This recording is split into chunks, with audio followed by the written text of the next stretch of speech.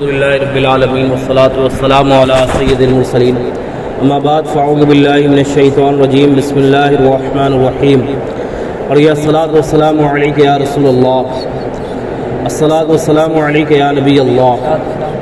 الصلاة والسلام علیک یا نبی اللہ وعلی آلک واصحابک یا نور اللہ۔ فرمان مصطفیٰ صلی اللہ تعالی علیہ وسلم ہے کہ جس نے مجھ پر ایک بار درود پاک پڑھا اللہ اس پر 10 رحمتیں نازل فرماتا ہے۔ صلو علی الحبیب صلی اللہ تعالی علی محمد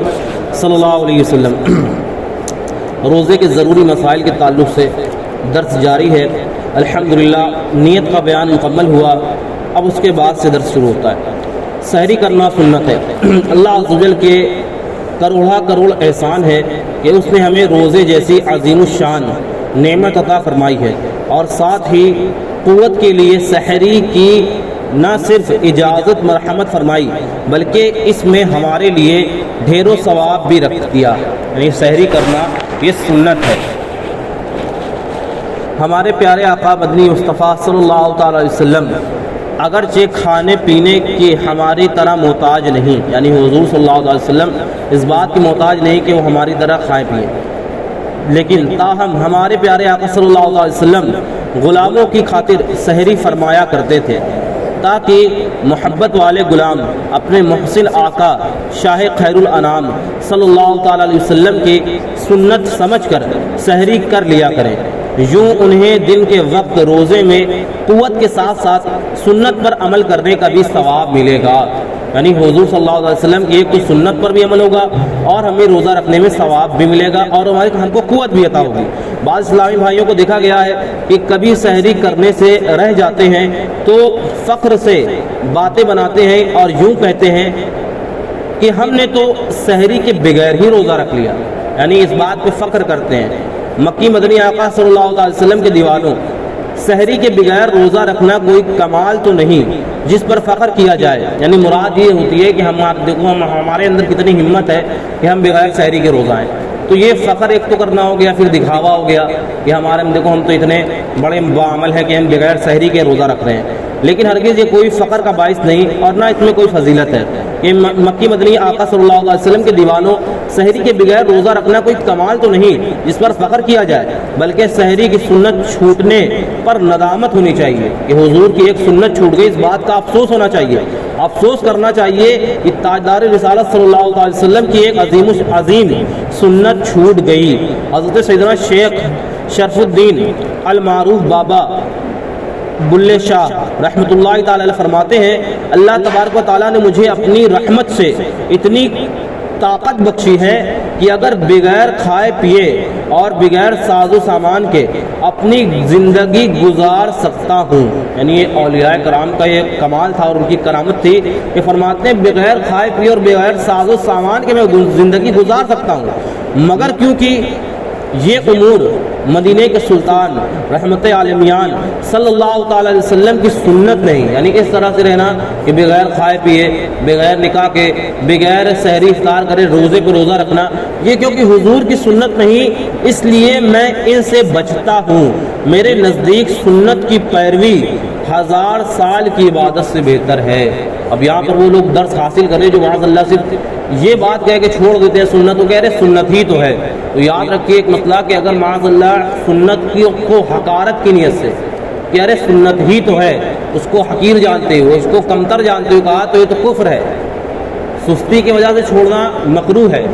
لیکن اگر کوئی معاذ اللہ یہ سمجھے کہ بھائی سنت ہی تو ہے، اس کا کوئی مقام مرتبہ تھوڑی ہے، زبان سے بھلے ہی نہ کہے، تو یہ کلمہ کفر ہے۔ حضور کے طریقے کو معاذ اللہ، حضور کی سنت کو یہ کہنا کہ سنت ہی تو ہے حقارت کے طور پہ، تو یہ کفر ہے۔ اور اولیاء کرام کا معمول دیکھیں کہ فرماتے ہیں کہ میرے نزدیک سنت کی پیروی 1000 سال کی عبادت سے بہتر ہے۔ کوئی ولی بن ہی نہیں سکتا جب تک وہ سنت کا پیروکار نہ ہو۔ جتنا بڑا سنت کا وہ متبع ہوگا، یعنی جتنا بڑا پیروکار ہوگا، پیروی کرنے والا ہوگا، اتنا بڑا ولی ہوگا۔ صرف فرائض واجبات ادا کرتے رہے بندہ تو عند الشرع وہ گنہگار تو نہیں ہے، لیکن ولایت کے مرتبے میں کبھی نہیں پہنچ سکتا۔ جو جتنا بڑا سنت پر عمل کرنے والا ہے اتنا بڑا ولی کے لیے یہ نہیں ہے کہ وہ اڑ کے ہی دکھائے، علماء فرماتے ہیں ولی کے لیے یہ ضرور نہیں نا کہ وہ اڑ کے ہی دکھائے تبھی اس کی کرامت ہے، اس کی سب سے بڑی کرامت یہ ہے کہ وہ سنت پر کتنا عمل کرتا ہے۔ جتنا بڑا سنت کا پیروکار ہوگا اتنا بڑا ولی ہوگا۔ بہرحال تمام تر اعمال کا حسن و جمال اتباع سنت اور محبوب رب ذوالجلال عز و جل و صلی اللہ تعالی وسلم کے میں پنہا ہے، یعنی اسی میں چھپا ہوا ہے۔ جب تک بندہ کسی بھی عبادت کا حسن و کمال پا ہی نہیں سکتا جب تک وہ سنت کے مطابق اس پہ نہ چلے۔ اور سنت وغیرہ اس لیے بھی ضروری ہے کہ کل قیامت کے دن جب ہمارے فرائض وغیرہ میں کمی ہو جائے گی، جب ہمارے فرائض میں کچھ کمی اور کمتر رہ جائے گا ہمارے اعمال، تو اس میں یہ سنت اور جو مستحبات ہیں اسے اس کی کمی کو پورا کر دیا جائے گا۔ تو یہ سمجھ کے اور یہ سوچ کر بھی عمل کرنا چاہیے سنت وغیرہ پر کہ ہمارے کل قیامت کے دن جو فرائض میں کمی ہوگی وہ انشاءاللہ اس سے پوری ہو جائے گی۔ سونے کے بعد سحری کی اجازت نہ تھی، یعنی ابتدائے رمضان میں یہ مسئلہ تھا کہ ابتدائے رات کو 8 کو اٹھ کر سحری کرنے کی اجازت نہیں تھی، جیسے آج کل رات میں اٹھ کر بندہ سحری کرتا ہے، اس کی اجازت نہیں تھی۔ روزہ رکھنے والے کو غروب آفتاب کے بعد صرف اس وقت تک کھانے پینے کی اجازت تھی جب تک کہ وہ سو نہ جائے، یعنی مغرب کا وقت جو روزے کا وقت شروع ہوتا ہے اس وقت کے بعد سے لے کر آپ کو تب تک ہی اجازت تھی جب تک وہ سو نہ جائے۔ سونے سے پہلے جتنا کھا سکتا ہے پی سکتا ہے کر لے، اور اگر سو گیا تو اس کا اگلے دن کا روزہ شروع ہو جاتا تھا۔ اگر سو گیا تو اب بیدار ہو کر کھانا پینا ممنوع تھا، مگر اللہ عز و جل نے اپنے پیارے بندوں پر احسان عظیم فرمایا اور سحری کی اجازت مرحمت فرما دی۔ اور اس کا سبب یوں ہوا کہ جیسا کہ خزائن العرفان میں صدر الافاضل حضرت علامہ مولانا سید نعیم الدین مراد آبادی رحمۃ اللہ تعالی علیہ نقل فرماتے ہیں اس کا واقعہ شان نزول کہ اب سحری کی اجازت رات تک ہوئی کیسے۔ حضرت سیدنا سرما بن قیس رضی اللہ تعالی عنہ محنتی شخص تھے۔ ایک دن بحالت روزہ یعنی روزے کی حالت میں اپنی زمین میں دن بھر کام کر کے شام کو گھر آئے، اپنی زوجہ محترمہ رضی اللہ تعالی عنہا سے کہا کہ کھانا طلب فرمایا، تو وہ پکانے میں مصروف ہو گئیں۔ آپ رضی اللہ تعالیٰ عنہ تھکے ہوئے تھے، آنکھ لگ گئی۔ کھانا تیار کر کے جب آپ رضی اللہ تعالیٰ عنہ کو جگایا گیا تو آپ رضی اللہ تعالیٰ عنہ کھانے سے انکار کر دیا، کیونکہ ان دنوں غروب آفتاب کے بعد سونے والے کے لیے کھانا پینا ممنوع ہو جاتا تھا، یعنی اب آپ کا دوسرے دن کا روزہ شروع ہو گیا، اب آپ کھا پی نہیں سکتے۔ چنانچہ کھائے پیے بغیر آپ رضی اللہ تعالیٰ عنہ نے دوسرے دن کے بھی روزہ رکھ لیا۔ آپ رضی اللہ تعالیٰ عنہ کمزوری کے سبب بے ہوش ہو گئے تو ان کے حق میں یہ آیت مقدسہ نازل ہوئی، وَقُلُوا وَاشْرَبُوا حَتَّى يَتَبَيَّنَ لَكُمُ الْخَيْطُ الْأَبْيَضُ مِنَ الْخَيْطِ الْأَسْوَدِ مِنَ الْفَجْرِ ثُمَّ أَتِمُّوا الصِّيَامَ إِلَى اللَّيْلِ، ترجمہ کنز الایمان، اور کھاؤ اور پیو یہاں تک کہ تمہارے لیے ظاہر ہو جائے سفیدی کا ڈورا، یعنی صبح سفیدی کا ڈورا سیاہ ڈورے سے یعنی رات سے پھوٹ کر، پھر رات آنے تک روزے پورے کرو۔ یعنی اب ان صحابی رسول رضی اللہ تعالیٰ عنہ کے واقعے کے بعد سے اب غروب آفتاب یعنی مغرب کا وقت ہونے سے لے کر سحری کا وقت یعنی جو طلوع فجر ہے اس سے پہلے تک آپ کو پھر امت کو اجازت ہو گئی کہ اب وہ کھا پی سکتے ہیں۔ اس آیت مقدسہ میں رات کو سیاہ ڈورے سے اور صبح صادق کو سفید ڈورے سے تشبیہ دی گئی ہے۔ معنی یہ ہے کہ تمہارے لیے رمضان مبارک کی راتوں میں کھانا پینا مباح یعنی جائز قرار دے دیا گیا۔ میٹھے اسلام بھائیو، اس سے یہ بھی معلوم ہوا کہ روزہ کا اذان فجر سے کوئی تعلق نہیں، یعنی بار بار مسئلہ بیان کیا گیا کہ رمضان میں جو لوگ اذان سن کر معاذ اللہ اپنا روزہ ختم کرتے ہیں ان کا روزہ شروع نہیں ہوتا، تو ختم کیا ہوگا، یعنی سحری ختم کرتے ہیں۔ تو جو لوگ یہ کان لگائے رہتے ہیں کہ بھائی یہاں کی اذان ہو گئی وہاں کی اذان ہو گئی تب ہم روزہ اپنا یعنی افطار جو سحری ہے اس کو ختم کریں گے، تو ایسے ان کا روزہ شروع ہی نہیں ہوتا۔ اصل مسئلہ یہ ہے کہ جو سحری کا وقت ختم ہے وہاں پہ آپ کھانے پینے سے رک جائیں، آپ کا روزہ وہاں سے شروع ہو جائے گا۔ یہ نہیں کہ فلاں جگہ کی اذان ہو رہی ہے تب ہم ختم کریں، یا مغرب کا تعلق بھی یعنی روزہ افطار کرنے کا بھی تعلق جو اذان سے نہیں ہے اس کا بھی تعلق وقت سے ہے کہ جب وقت ہو گیا تو آپ روزہ کھول سکتے ہیں، کہیں کی اذان ہوئی ہو یا نہ ہوئی ہو اس سے کوئی مطلب نہیں ہے۔ اور جو اذان دی جاتی ہے وہ نماز کے لیے دی جاتی ہے، نہ کہ روزہ کھولنے یا سحری ختم کرنے کے لیے۔ تو فرمایا کہ اس کا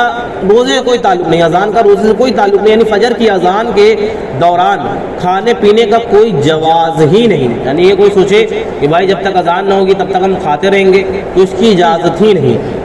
اذان ہو یا نہ ہو آپ تک آواز پہنچے یا نہ پہنچے، صبح صادق ہوتے ہی آپ کو کھانا پینا بالکل ہی بند کر دینا ہے۔ اگر ایک سیکنڈ بھی جو سحری کا وقت ختم تھا اس کے آگے بڑھ کے آپ نے ایک گھونٹ پانی کا بھی پی لیا تو آپ کا روزہ شروع ہی نہیں ہوگا۔ اسی طرح افطار سے پہلے اگر ایک سیکنڈ بھی آپ نے روزہ افطار کر لیا تو آپ کا روزہ وہیں سے ٹوٹ جائے گا، آپ کو روزے کی قضا کرنی ہوگی۔ اسی لیے یہ بھی بات ضروری ہے کہ بندہ سحری و افطار کا وقت معلوم کر کے رہے، کہیں پر بھی رہے اس کو اپنے شہر کے مطابق یہ معلوم ہونا چاہیے کہ ہمارے شہر میں سحری اور افطار کا وقت کیا ہے۔ اب کہیں اذان ہو رہی ہے، نہیں ہو رہی ہے، کبھی مائکی خراب ہو گیا، کوئی بھی مسئلہ ہو سکتا ہے، تو آپ اذان کے بھروسے نہ رہیں، کیونکہ روزہ اور افطار کا جو تعلق ہے وہ اذان سے نہیں ہے۔ سحری سنت ہے کہ 9 حروف کی نسبت سے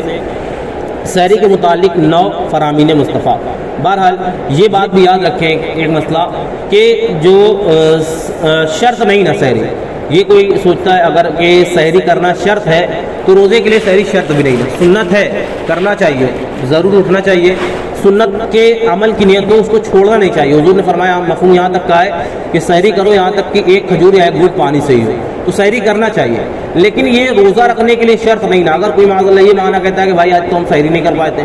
اس وجہ سے ہم روزہ نہیں رہے، تو یہ بہانہ اس کا قابل قبول نہیں ہے۔ رمضان کا فرض روزہ بغیر سحری کے بھی آپ کو رکھنا وہ فرض ہے۔ اگر سحری میں اٹھ گئے تو اچھی بات ہے، سحری کر لیں، اور اگر نہیں بھی اٹھیں تو آپ زوال سے پہلے اٹھ کر آپ نیت کر لیں گے، آپ کا روزہ شروع ہو جائے گا اور آپ کا روزہ رکھنا آپ پر فرض ہوگا۔ صرف فقط اس نیت سے، اس وجہ سے کہ کہہ دینا کہ ہم سحری میں نہیں اٹھ سکے تھے تو آپ کو اجازت نہیں دی جائے گی۔ سحری کے متعلق کچھ حدیث بات سن لیں کہ ہمارے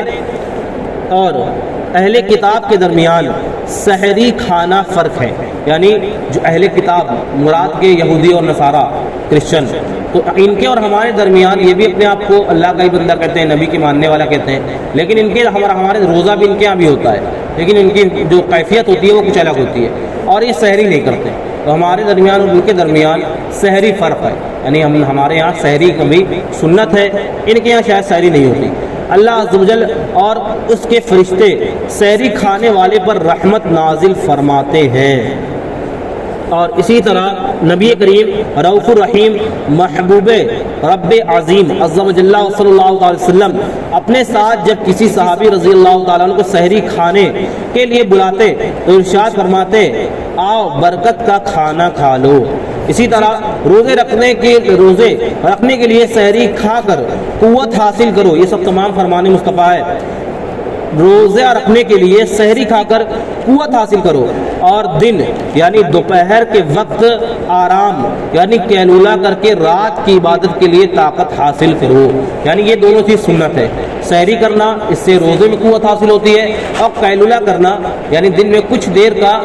آرام فرمانا۔ اب 20 منٹ سے آدھا گھنٹہ لگ بھگ ہوتا ہے، نہیں کہ آپ 4 گھنٹہ سو رہے ہیں، ظہری قضا کر دیا، یہ قیلولہ نہیں نا، یہ تو وبال ہے۔ تو بہرحال قیلولہ کا مطلب یہ 20 منٹ سے آدھا گھنٹہ ہوتا ہے، اور اس میں سونا بھی کوئی شرط نہیں نا، دن کا کھانا کھانے کے بعد آرام فرمانا 20 منٹ سے آدھا گھنٹہ، اگر اس میں سو سکتا ہے تو سو بھی جائے، اور نہیں سوتا تو کم سے کم آرام فرما لے، اس سے انشاءاللہ آپ کو رات کی عبادت کا یہ اس میں قوت حاصل ہوگی۔ اب جیسے آج کل بھی کھانا تو ہم نہیں کھا سکتے، لیکن قیلولہ ابھی بھی کیا جا سکتا ہے، دن میں تھوڑا سا سو لینا یا آرام کرنا، یہ قیلولہ کہلاتا ہے، اور یہ حضور سے ثابت ہے۔ سحری برکت کی چیز ہے جو اللہ تعالیٰ نے تمہیں عطا فرمائی ہے، اس کو مت چھوڑنا، یعنی سنت کی ترغیب جاری ہے، اس کو چھوڑنے کی اجازت نہیں، بلا اجازت شرعی کرنا چاہیے۔ کہ حضور کا ایک فرمان یہ بھی ہے کہ جس نے میری سنت سے محبت کی اس نے مجھ سے محبت کی، اور جس نے مجھ سے محبت کی وہ جنت میں میرے ساتھ ہوگا۔ کتنی بڑی فضیلت ہے، سبحان اللہ۔ 3 آدمی جتنا بھی کھائیں انشاءاللہ عز و جل ان سے کوئی حساب نہ ہوگا، بشرطے کہ کھانا حلال ہو، حلال کھانا حلال کمائی سے ہو۔ 3 لوگ ایسے ہیں کہ جن سے کوئی بھی سوال اس کھانے کے متعلق نہیں ہوگا۔ روزہ دار کے افطار کے وقت، روزہ دار افطار کے وقت جتنا بھی کھا لے، سحری کھانے والا اس کے لیے بھی اجازت ہے، اور مجاہد جو اللہ عز و جل کے راستے میں سرحد اسلام کی حفاظت کرے، ٹھیک، ان کے لیے حساب نہیں نا۔ لیکن اب حساب نہیں نا تو یہ نہ کرے کہ اپنا مطلب کہ اتنا کھا لے کہ آپ پھر آپ کے لیے مطلب مسئلہ ہو جائے نا. اتنے بھی کھانے کی اجازت نہیں ہے کہ دن بھر کا سارا آپ بدلہ سحری اور افطار میں پورا کر لیں. ہوتا ہے کہ مغرب کے بعد سے شروع ہوتا ہے تو سحری پہ ہی ختم ہوتا ہے نا. مغرب کے بعد روزہ افطار کرتے ہیں, مغرب کے بعد چائے ہوتی ہے, عشاء کے بعد پھر دیکھ لیں یہاں پر جیسے کہ یہاں پہ ایریا میں وہاں بھیڑ ہوتی ہے, پھر سحری تک جاگنا ہوتا ہے, تو رات بھر میں کچھ نہ کچھ کھاتے پیتے کا رہنا. اس سے اس انسان کا پھر اکثر لوگوں کی شکایت ہوتی ہے کہ ان کے معدے خراب ہو جاتے ہیں, یعنی پیٹ کا مسئلہ ہو جاتا ہے. اس کی وجہ یہ ہوتی ہے اب صبح سے رات تک آپ بھوکے پیاسے رہے, اب پیٹ کو آرام تھا, آپ کے دل کو آرام تھا, جو بلڈ پریشر ہوتا ہے آپ کا, جو آپ کا ہارٹ پمپ کرتا ہے, اس کو بہت اچھا سکون ملتا ہے, آپ کو ذہن کو سکون ملتا ہے, تمام آپ کے جسم بالکل پرسکون تھے, آرام کر رہے تھے بالکل. اب یہ مغرب کی اذان ہوئی ہے تو اس کو پورے دن کا آپ نے کام دے دیا ہے, یعنی مغرب سے لے کے سحری تک اس سے سارا کوٹا آپ نے پورا کرا ڈالا, تو پھر کیا ہوگا, مسئلہ ہو جائے گا اس کے ساتھ نا. تو اس لیے حد میں رہ کے کھائیں جتنا آپ کو مطلب فائدہ کرے. سحری پوری کی پوری برکت ہے, بس تم نہ چھوڑو, چاہے یہی ہو کہ تم پانی کا ایک گھونٹ پی لو, بے شک اللہ عز و جل اور اس کے فرشتے رحمت بھیجتے ہیں سحری کرنے والوں پر, ہے نا. تو اب یہ فخر نہ ہو بھائی اتنی حدیثیں سننے کے بعد کہ ہم تو جناب بغیر سحری سے روزہ ہیں. اگر یہ رمضان میں ہے تو چلیے رمضان کا روزہ تو فرض ہے, وہ تو لوگوں کو پتہ ہوتا ہے کہ روزہ ہے. اب عام نفل روزے میں بندہ بتا رہا ہوتا ہے کہ ہم تو بغیر سحری کے روزہ ہیں, تو بھائی آپ اس سے تو پہلی بات کسی نے پوچھا نہیں, اور دوسری بات یہ نفل روزہ ہے, اس کو جتنا ہو چھپانا چاہیے. آپ کو اجازت نہیں تھی کہ آپ بتائیں کہ ہم آج روزے سے ہیں, بلکہ چھپانا چاہیے حتی الامکان. کوئی کھانے کے لیے پوچھ رہا تھا کہ بارک اللہ, یہ نہ بتائیں رہے بھائی ہم تو روزہ ہیں, یعنی اس میں انڈائریکٹلی آپ کی یہ نیت نہ ہو کہ ہم کو نیک پرہیزگار تقوی اور متقی سمجھا جائے, ہے نا. تو یہ نہ ہو کہ بندہ روزہ ایسا اعمال ہے کہ اس کو جتنا چھپایا جائے اتنا بہتر ہے. اب بندے اکثر جو نفل روزے ہوتے ہیں شب بارات کے ہیں یا رجب کے ہیں یا ایسے نفلی روزے ہیں عاشورہ وغیرہ کے, تو اس میں اظہار کر رہے ہوتے ہیں, کچھ اسٹیٹس لگائے رہتے ہیں. جیسے نفلی روزہ رکھتے ہیں تو کیا کہتے ہیں اسٹیٹس لگا دیتے ہیں. جیسے پیر شریف کا روزہ ہے وہ بھی رکھنا سنت ہے, یعنی سوموار کا منڈے کا روزہ رکھنا سنت ہے. اب رکھا تو آپ نے اچھی بات تھی, بہت بڑا ثواب ہے, لیکن آپ نے مغرب کے کچھ تھوڑی دیر پہلے اس طرح اسٹیٹس لگا دیا آئیے افطار کریے. اب آپ سے کس نے کہا تھا کہ بھائی ہم کو افطار کی حاجت ہے؟ تو یہ سب کر کے معاذ اللہ اس بتانے کا مقصد یہ ہے کہ شیطان ایک تو نیکی کرنے دیتا نہیں ہے, اور جب بندہ فضل خدا سے نیکی کر لے تو اس کو پھر بچنے نہیں دیتا, ہے نا. اب بچ بھی جائے اگر لوگوں سے نہیں بتایا تو پھر سوشل میڈیا پہ دوبارہ ڈالنا ہی ڈالنا ہے. پہلے یہ مسئلہ ہوتا تھا نا کہ نیکی کر دریا میں ڈال, آج کل یہ ہوتا ہے مسئلہ کہ نیکی کر سوشل میڈیا پہ ڈال. تو یہ تو اس سے زیادہ خطرناک ہے. دریا میں ڈال دے تو چلو کوئی نہ دیکھتا, سوشل میڈیا پہ تو ساری دنیا دیکھ رہی ہے. اس دن بھی یہ حدیث کا مفہوم بتایا گیا کہ بندہ پہلی بار نیکی کرتا ہے تو اس کے لیے چھپ کے نیکی کرتا ہے 70 گنا اجر لکھا جاتا ہے. پھر بندہ ایک بار اس کا تذکرہ کرتا ہے تو جو 70 گنا اجر لکھا گیا تھا اس سے وہ اضافہ مٹا دیا جاتا ہے. پھر بندہ ایک بار تذکرہ کرتا ہے اس نیت سے کہ اس کا لوگوں میں تعریف ہو, اس کا تذکرہ ہو, تو اس کا پورا جو ثواب تھا اس کو تو بھی مٹا دیا جاتا ہے, بلکہ اس کے نامہ عمل میں گناہ لکھ دیا جاتا ہے. اب بتائیں بندہ صبح سے رات تک روزہ رکھا مغرب تک اور آخر میں اس کو ملا کیا گناہ.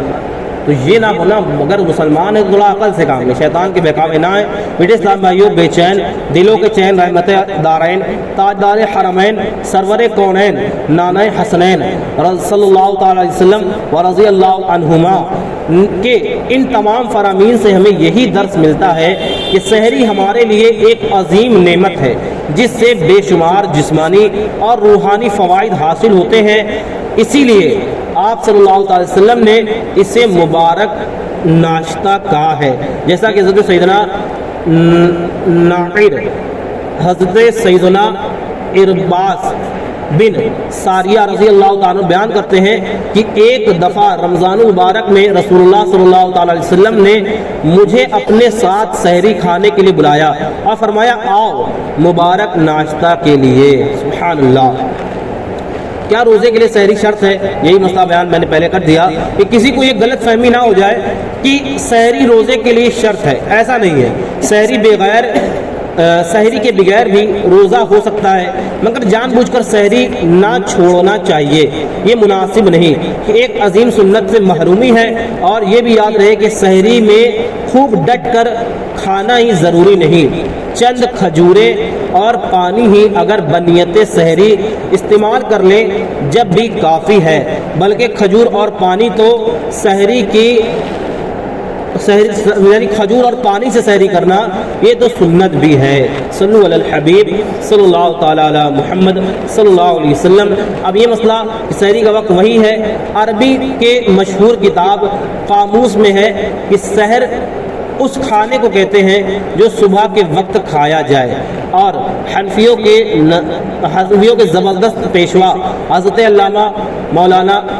علی بن سلطان محمد المعروف ملا علی قاری رحمۃ اللہ تعالی فرماتے ہیں بعضوں کے نزدیک سحری کا وقت آدھی رات سے شروع ہو جاتا ہے، لیکن یہ ہے کہ آپ رات سے بھی اگر آپ کر سکتے ہیں تو آپ کی سحری مان لی جائے گی۔ آدھی رات سے لے کر سحری کا وقت جب تک ختم ہے تب تک آپ سحری کر لیں گے تو آپ کی سحری مان لی جائے گی، اس کے بعد سحری کرنے کی اجازت نہیں۔ صلو علی الحبیب صلی اللہ تعالی علی محمد صلی اللہ علیہ وسلم۔ اب یہ مطلب یہ ہے کہ لیکن سحری کا جو ہے کرنا یہ سنت ہے آخری وقت میں، سحری میں تاخیر افضل ہے، جیسا کہ حدیث مبارکہ میں آتا ہے کہ حضرت سیدنا یعلا بن مرہ رضی اللہ تعالی سے روایت ہے کہ پیارے سرکار مدینے کے تاجدار صلی اللہ تعالی وسلم نے فرمایا تین چیزوں کو اللہ عز و جل محبوب رکھتا ہے۔ پہلا، افطار میں جلدی کرو۔ اب جلدی اتنی بھی نہ ہو کہ افطار کا وقت ہی نہیں ہوا، جلدی سے مراد کہ اب ٹائم ہو گیا ہے، اور جیسے یہاں پر 5 سے 4 منٹ احتیاط دی جاتی ہے، ٹائم ہو گیا، احتیاط ہو گئی، اب آپ ترنت کھول لیں، اذان کا انتظار نہ کریں۔ یہ ہوتا ہے اس میں افطار میں جلدی کرنا۔ اور یہ دوسری بات، سحری میں تاخیر کرو، تاخیر اب والی نہ کر دیں، وہی والی نا جو اذان ہونے تک، یہ نہ ہو، بلکہ آپ کا ٹائم جو ختم ہو گیا اس میں تاخیر کرنا ہے۔ آخر جو ٹائم ہے جیسے یہاں پر آج مثال کے طور پہ 4:25 تھا، 24 تھا، تو اس میں وہ 10 منٹ احتیاط ہوتا ہے، اصل میں 4:34 ہوتا ہے تو 4:24 بتاتے ہیں، تو یہ 10 منٹ احتیاط جو ہے یعنی 24 جو ہے یعنی 4:24 تک، یہاں تک آپ پورا کر سکتے ہیں، یعنی 4:24 بھی ہو جائیں یہاں تک آپ کر سکتے ہیں، وہ بھی 10 منٹ اس میں احتیاط بھی ہوتا ہے، تو احتیاط کو لیتے ہوئے 4:24 پر آپ نے ختم کر دی، تو یہ اس میں تاخیر ہے، یعنی آخر تک سحری کر سکتے ہیں، اور افطار میں جلدی کرنا چاہیے بشرطے کہ احتیاط اس میں لے لی گئی ہے۔ اور تیسرا، نماز کے قیام میں ہاتھ پر ہاتھ رکھنا، یعنی اس طرح سے جو ہاتھ باندھا جاتا ہے، یہ بھی ان تینوں چیز میں اللہ عز و جل اس کو محبوب فرماتا ہے، یعنی اس سے اللہ عز و جل اس چیز کو محبوب فرماتا ہے۔ اذان فجر کے لیے روزہ نہ رکھ، اذان فجر کے لیے، اذان فجر کی نماز کے لیے ہے، نہ کہ روزے کے لیے، ٹھیک ہے۔ تو سحری میں اتنی تاخیر بھی نہ کریں کہ صبح صادق میں شک ہونے لگے، یعنی یہ اندیشہ ہونے لگے کہ سحری کا وقت ختم ہو کر کہیں فجر کا وقت تو شروع نہیں ہو گیا، بلکہ بعض لوگ تو صبح صادق کے بعد فجر کی اذانیں ہو رہی ہوتی ہیں مگر کھاتے پیتے رہتے ہیں اور کان لگا کر سنتے ہیں کہ ابھی فلاں مسجد کی اذان ختم نہیں ہوئی، یا وہ سنو دور سے اذان کی آواز آ رہی ہے، اور یوں کچھ نہ کچھ کھا پی لیتے ہیں۔ اگر کھاتے نہیں تو پانی تو پی ہی لیتے ہیں، اور اپنی اصطلاح میں یعنی اپنی زبان میں کہتے ہیں روزہ بند کر دیتے ہیں۔ اب روزہ بند کر دیتے ہیں، اس طرح ان کا روزہ بند تو کیا کریں گے، روزہ کو بالکل ہی کھلا چھوڑ دیتے ہیں، اور یوں ان کا روزہ ہوتا ہی نہیں، اور سارا دن بھوک پیاس کے سوا کچھ ہاتھ نہیں آتا۔ روزہ بند کرنے کا تعلق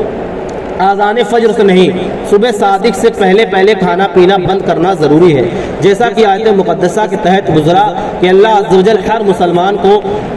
عقل سلیم عطا فرمائے اور صبح کے اوقات کی معلومات کر کے روزہ نماز وغیرہ عبادات صحیح بجا لانے کی توفیق عطا فرمائے، آمین بجاہ النبی الامین صلی اللہ تعالی علی محمد صلی اللہ علیہ وسلم۔ تو ان چیزوں کا خیال رکھیں کہ رمضان کے جو اذان ہے روزے کے لیے اور سحری کے لیے، اس کا وقت جو ہے وہ اذان جو ہے وہ نماز کے لیے نہ کہ سحری کے لیے، اس سے پہلے آپ کھانا پینا